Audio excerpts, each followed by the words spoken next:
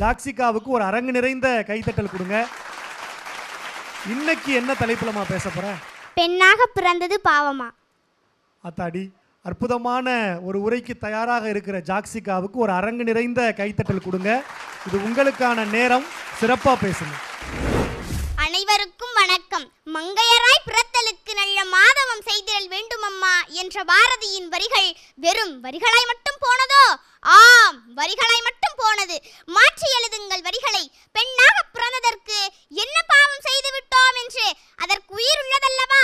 உள்ளது என்பதே எனது கருத்து. நீதி வேண்டும் என்ற வாசம் மட்டும் மாறவில்லை. அன்று நிர்பயா, இன்று மௌமிதாவில் வந்து நிற்கின்றோம். என்ன பாவம் செய்து விட்டோம்? செய்தியில் சில செவிக்கே வராதது பல. ஒரு நாளைக்கு 90 பாலியல் வழக்குகள் பதிவு செய்யப்படுகின்றன. 1 மணி நேரத்திற்கு நால்வரும், 15 நிமிடத்திற்கு ஒருவரும் சீரழிக்கப்படுகிறார்கள். இதற்கெல்லாம் நாம் வைத்திருக்கும் பதில் என்ன? பாவம் பாந்த பொண்ணு, இதை தவிர வேறு என்ன வந்துவிடப் போகிறது? அவள் ஆடையில் குற்றமா? அந்தி சாய்ந்த பிறகு தரும் நடப்பது குற்றமா? அடுப்படையிலே இருக்க மறுப்பது குற்றமா?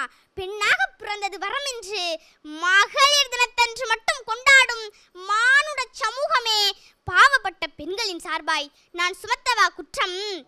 3 வயது பெண் பிள்ளை என்ன ஆடை அணிந்திருந்தாள்? 8 வயது சிறுமி பள்ளி முடிந்து வரும் நேரம் இரவு நேரமோ? ஆம், பெண்ணாய் பிறந்தது பாவம்தான். எப்போது தெரியுமா? பெண்ணை பெண்ணே வஞ்சிக்கும் பொழுது. எப்படி என்று சொல்லட்டுமா?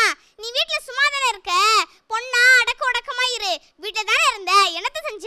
இதுக்கு மேல படிச்சு நீ என்ன செய்ய போற? நீ வேலைக்கு போய் குடும்பத்தை காப்பாத்தணும்னு எந்த அவசியமும் இல்ல. பொண்ணுக்கு எதுக்கு அது, பொண்ணுக்கு எதுக்கு இது? அப்படி இரு, இப்படி இரு, நில்லு, உட்காரு, படு.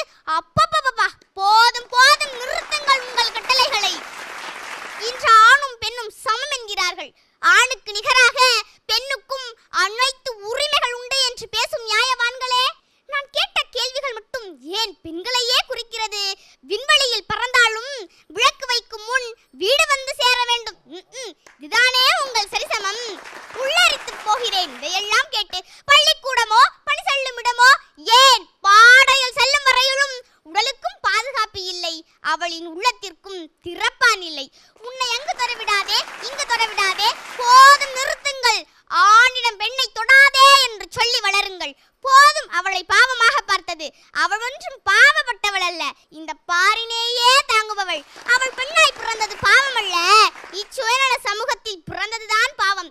சும்மா மட்டும் இருந்தால் சோறு வருமா?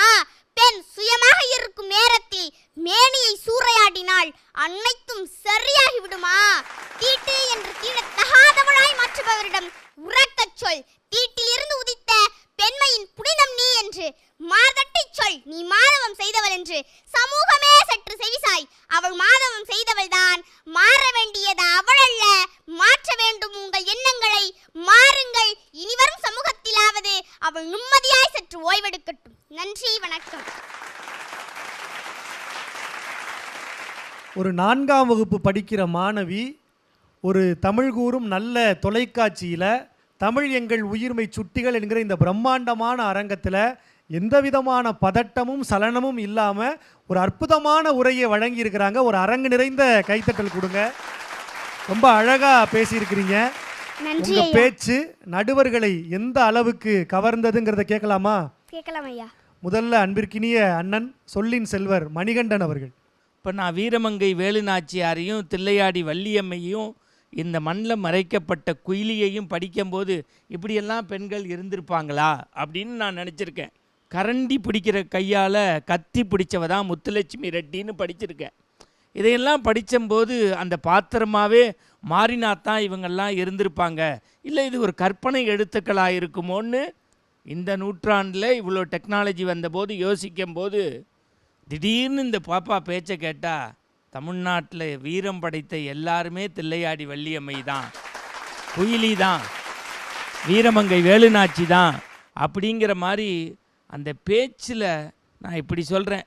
ஒரு நயாகரா நீர்வீழ்ச்சி 4ஆம் கிளாஸ் பிள்ளையா மாதிரி பேசினா எப்படி இருக்குமோ அப்படி இருந்துச்சு.